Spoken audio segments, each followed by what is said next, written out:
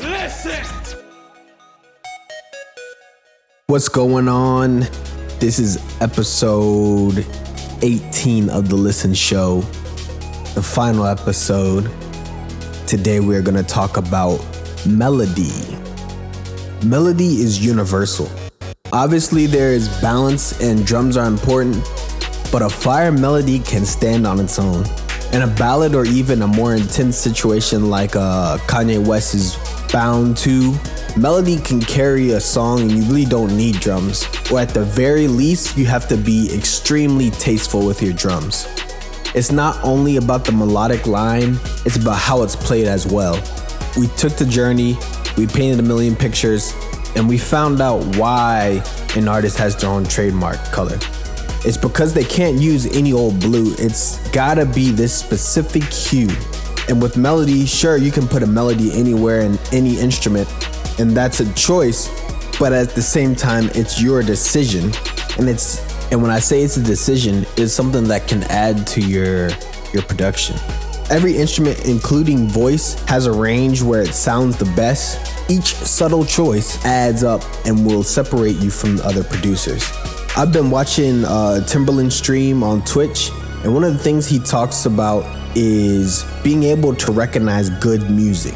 He says he is training your ear to hear what's good and what's not, and I'm kind of trying to do the same thing. We've been listening to good music, analyzing good music, so we can all make good music. As the kids say, a good melody just hits different. On Timberland's stream, somebody sent him a loop, and it was pretty mediocre. Then Timberland opened up his own personal library of loops, and you can hear the stark difference between Timberland's loops and loops just sitting by any old body. That's what a good melody does. You might finish a beat before figuring out a melody isn't that great, but when you get a great melody, you will really feel it. I make my own melodies besides like sampling, and that's simply because I don't have like those standout loops like Timberland might have, but I feel like making all your own melodies can be good and bad. There's none of those cookie cutter loops that you get off some of these sample sites, but on the other hand, it's really on you to stay creative and really come up with those great melodies. Going back to what I said last episode, I want to show off my mastery of music, even if I'm not where I want to be, and nobody really ever masters music, but I want to show off my ears at least. Because my ears is really what's pushing me along at this point. To me, the craft is most important, and I feel like all your favorite producers love music and they love the craft. I envy people who can play piano and have extensive music theory knowledge because they can make the right decisions as far as like flat fives and sharp whatevers and all that kind of stuff. All that is flashy, and some of that stuff the average listener isn't going to hear, but to your peers and the people who are on your level and know what you're doing, it's like Ronaldinho. He has such a control over the ball, and he's nutmegging people and just turning corners and breezing around people, like making other professionals look like amateurs, and that's the flashy part of it all. Something that's also instilled to me by the people who I'm around is I'm extremely competitive. I want to be the best, and I'm a perfectionist about the things I care about. And I say all that to say, to me, the kind of music I make is indicative of my ideology. I try to make my music elegant and really hit the soul. I think that's why my music is more on the extremes. It's either fast, high energy, or a slow ballad. I had to learn not to go to 1,000 every time, and I'm still learning. And I say that to say, I think people's melodies show their ideology. There is a space for simple, complex, and everywhere in between. However, if your melodies are lazy and you listen to bad music, I think it starts to really show, much like how alcoholics start to sweat liquor. I think when you only listen to bad music, it secretes out of you. Either you're a Southside child or you just make cookie cutter music. Remember, I said that the best producers stand out. You never heard a good producer that sounds like someone else, I promise. I guess I said all that to say, like if you play the typical 3-note trap piano or something Southside might have done years ago, like all that is out. You don't have to be Beethoven, but bring something that people don't hear often or people haven't heard before. I've heard multiple producers say everyone in the industry is pretty talented, and you can tell that there are a lot of top producers from Wheezy to Southside to TM88 to C-Note to Hit Boy. The list goes on, and they all add something different to the game. They all have their own sound, and you can really hear it in their melodies. I feel like melodies can be worked on just by training your ear. You hear good melodies, it will inspire you. When you hear people and instruments really singing, it will seep deep into your soul.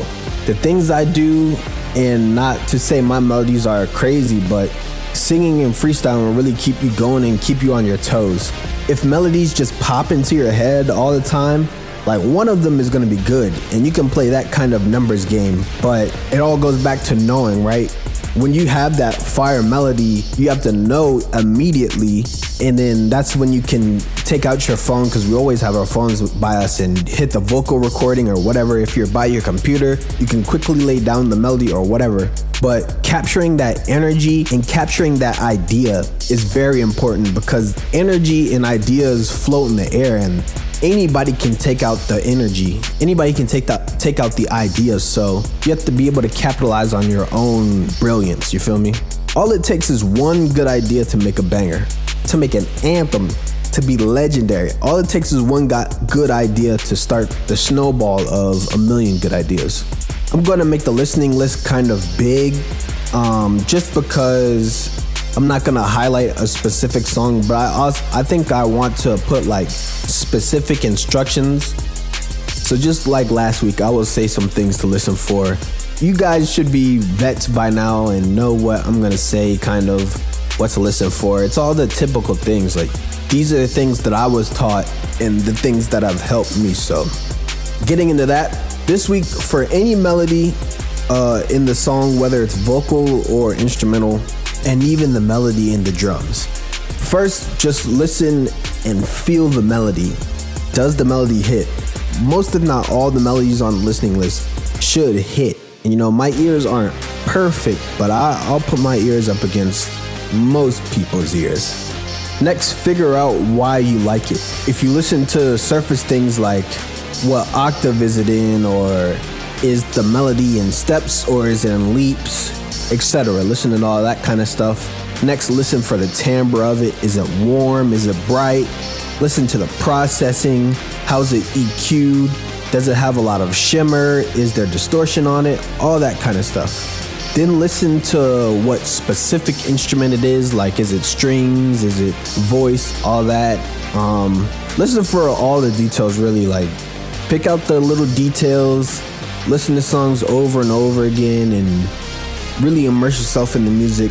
Like I said before, you guys should be vets by now.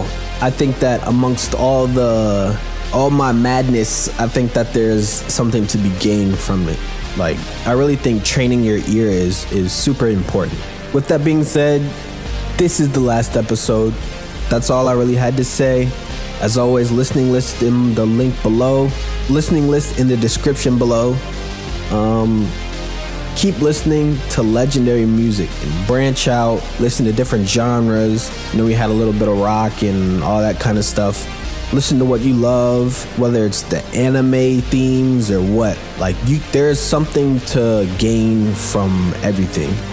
And go in not looking to gain, but whatever you do, just keep your ears on. I remember I was watching The Irishman with my mom, and one of the songs came on and my ears just perked up and I got a good sample out of it. So always keep your ears on no matter what you're doing. You'll never know when inspiration will hit you. It's all in the air. The ideas are all in the air, and all you have to do is grab them and capitalize. Once again, thank you for coming on this journey with me. 18 episodes. Hopefully the rambling made sense. Hopefully you picked out some things that'll help you along the way. That's all I was trying to do, is help a little bit. And once again, thank you for listening.